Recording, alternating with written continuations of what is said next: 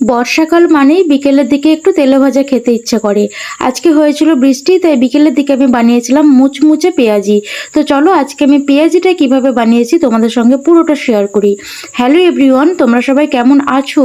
আমার এই ছোট্ট একটা ভিডিওতে তোমাদের অনেক অনেক ওয়েলকাম।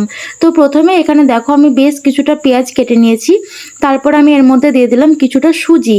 সুজির পরিমাণটা আমি খুবই কম দিয়েছি, তোমরা না চাইলে না দিতে পারো। আর এর মধ্যে আমি কিন্তু একটু বেশি করে দিচ্ছি কর্নফ্লাওয়ার আর অল্প দিচ্ছি বেসন। কর্নফ্লাওয়ারের পরিমাণটা একটু বেশি দেওয়ার কারণ হচ্ছে যাতে মুচমুচে হয়, ওই কারণে। আর প্রথমেই দেখতে পেয়েছো আমি দুটো শুকনো লঙ্কা শুকনো খোলে একটু গরম করে নিয়েছি, কারণ পেঁয়াজির মধ্যে আমি কাঁচা লঙ্কা ব্যবহার করব না, আমি শুকনো লঙ্কা ব্যবহার করব। কারণ পেঁয়াজিটা খাওয়ার সময় যখন শুকনো লঙ্কার বীজগুলো মুখে পড়ে তখন কিন্তু খুব ভালো লাগে।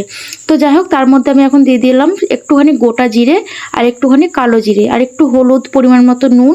আর এই যে দেখো শুকনো লঙ্কাগুলো একটু গরম গরম আছে, তাই খুব একটা বেশি ভালোভাবে ভাঙতে পারছি না। তো এটাকে একটু ঠান্ডা করে নিয়ে তারপরে তোমরা ভেঙে এর মধ্যে দিয়ে দেবে।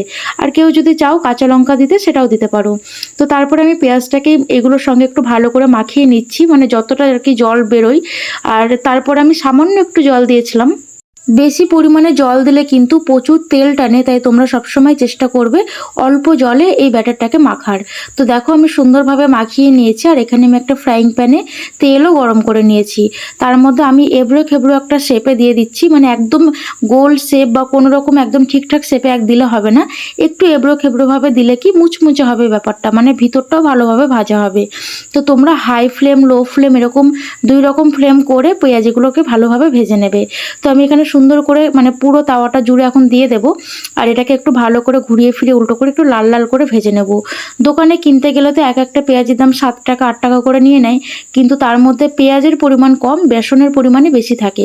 তো সেগুলো খেতে খুব একটা বেশি ভালো লাগে না। তো বাড়িতেই যদি আমরা একটু কষ্ট করে বানিয়ে নিতে পারি তাহলে কিন্তু খাবারটা নিজেদের মনের মতো হয়, আবার টেস্টিও হয়। তো আমি তো বেশিরভাগ খাবারই বাড়িতে বানানোর চেষ্টা করি, আমি বাইরের খাবারটা খুব একটা পছন্দ করি না। তোমরা আমার মতো কে কে বাড়িতে বানিয়ে খাবার দাবার খাও একটু আমাকে কমেন্টে জানিও। তো যাই হোক, গল্প করতে করতে পেঁয়াজের এক পিঠটা ভাজা হয়ে গেছে, আমি উল্টেও দিয়েছি। তো এই পিঠটা একটু ভালো করে ভেজে নেব, মানে একদম লাল লাল করে, তারপর তুলে নেব। আর তারপরে এই যে দেখো আমি প্লেটে নিয়ে নিয়েছি, একটু সসও নিয়েছি তার সাথে, দিয়ে চলে গিয়েছি আমি ছাদে। তো ছাদে একদম ঠান্ডা ঠান্ডা হাওয়া দিচ্ছে, তো এর মধ্যে এই গরম গরম পেঁয়াজি খেতে কিন্তু দারুণ লাগছিল। তো আমি তো খুব ভালোভাবে খাবারটা এনজয় করছিলাম। তোমরা কে কে আমার মতো এরকম খাবার দাবার খেতে পছন্দ করো আমাকে কিন্তু অবশ্যই কমেন্টে জানিও।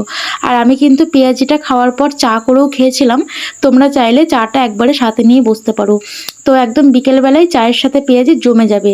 তো যাই হোক, আজকের মতো ভিডিওটা এই পর্যন্ত। তোমাদের কেমন লাগলো অবশ্যই জানিও, ভালো লাগলে একটা লাইক করে দিও। আজকের মতো এই পর্যন্তই, টাটা।